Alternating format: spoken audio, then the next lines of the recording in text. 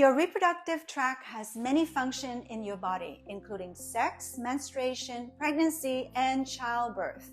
Taking care of one's sexual hygiene is crucial, not just for maintaining a pleasant body odor, but also for preventing problems with the reproductive and urinary system.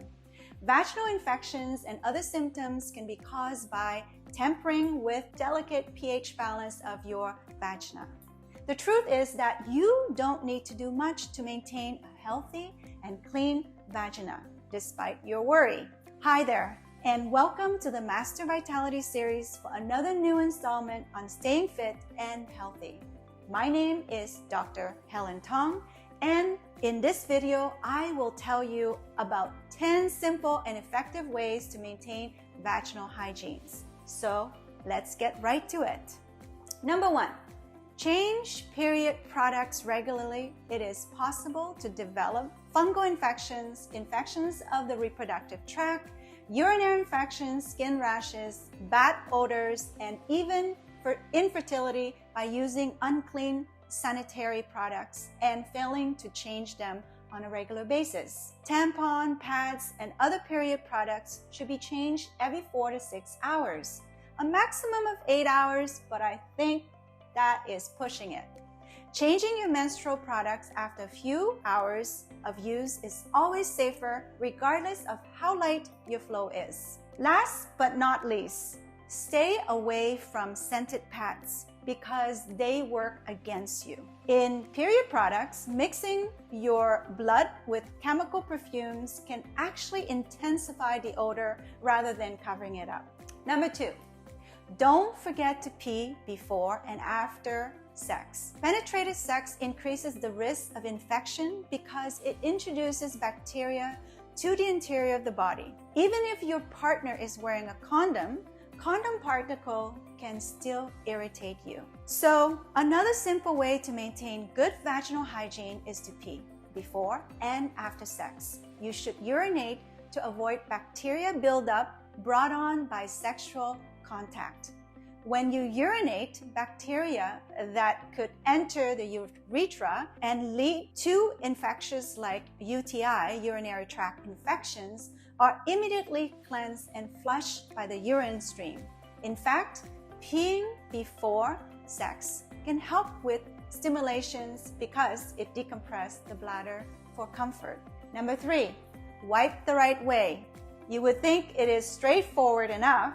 However, a lot of women often do not properly wipe themselves off after using the restroom, which could later lead to serious infections. The vagina should always be clean from front to back, vagina to anus, never the other way around. In reality, wiping from back to front introduces harmful bacteria from the anus to the vagina and result in fecal contamination. 4. Avoid using the soap down there. The majority of commercially available scented soap are harsh on your lady parts.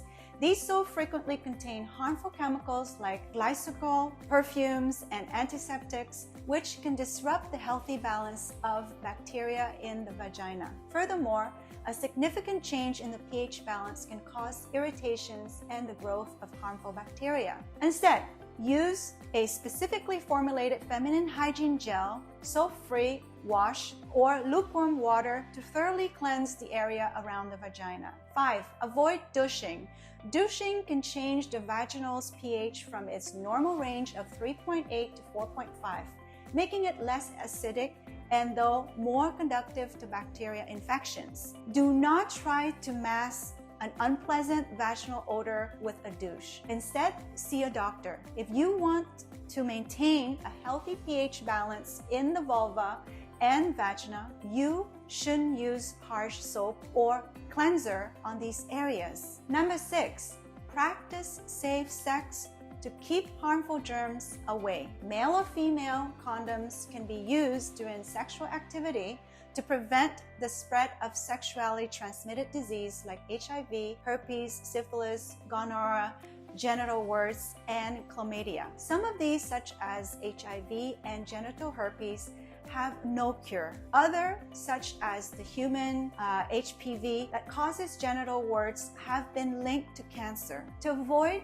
the introductions of harmful bacteria into the vagina, change condoms when switching from oral or anal sex to vaginal sex. You should always avoid sharing sex toys with your partner, as these can lead to the spread of STD, particularly HPV. Number 7, use enough lubricant, but not petrol jelly. Lubrication plays a significant role in sexual activity. It prevents irritations and chafing of the vaginal and labia skin. While vaginal lubrications typically occur naturally during female arousal, some women do not produce enough natural lubricant. In this case, they should use the artificial lubricant to reduce frictions and increase pleasure. If you are trying to get pregnant, certain lubricant can interfere with sperm and make it difficult to conceive. If you are not trying to conceive, water-based, silicone-based, and oil-based lubricant are all acceptable depending on your needs. Water-based is great if you only need a little lubrications, but silicone or oil-based products might be better if you're feeling drier. Avoid using an oil-based lubricant if you're using condom for protections because they can break down the condom latex. Never lubricate your vagina with baby oil or petroleum jelly. It causes inflammation and can lead to infection. Number 8, avoid tight clothes and underwear. Tight clothes and underwear made of synthetic fabric cause sweating due to decreased air circulation. Furthermore, excessive sweating and moisture buildup can promote the growth of bacteria and yeast infections. Avoid wearing tight pants, spandex, or wet bathing suit for an extended period of time. Furthermore, it is recommended to wear underwear made of breathable fabrics such as cotton.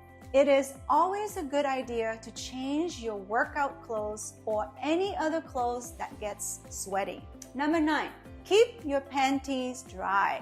If you don't wipe the vagina after using the toilet, your panties will become wet, which will not only cause odor, but will also turn it into a breathing growth of bacteria. Because of this, you should always make sure to wipe the area with toilet paper or a soft cloth to keep your underwear tidy and dry. Number 10, do not self-medicate. I understand how uncomfortable it could be to speak with a general practitioner or a gynecologist about vaginal odor, dryness, itching, pubic lice, infections, and other issues. However, it is the correct thing to do. Although you might initially diagnose it yourself with a yeast infection and proceed to treat it as such, the problem could actually be entirely different, and the wrong course of action may even make it worse. The smartest move is to muster it up the nerve to discuss it with your medical professional. The truth is that these conditions are far more common than you might think. To maintain a healthy vagina, every woman should follow these simple guidelines for feminine hygiene.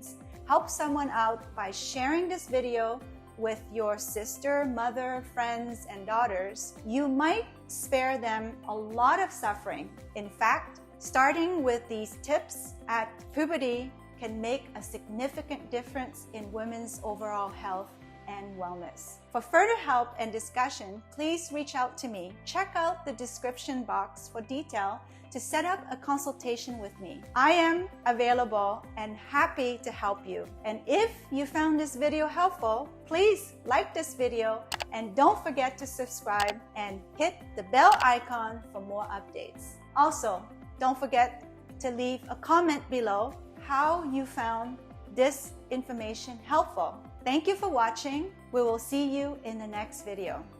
Bye.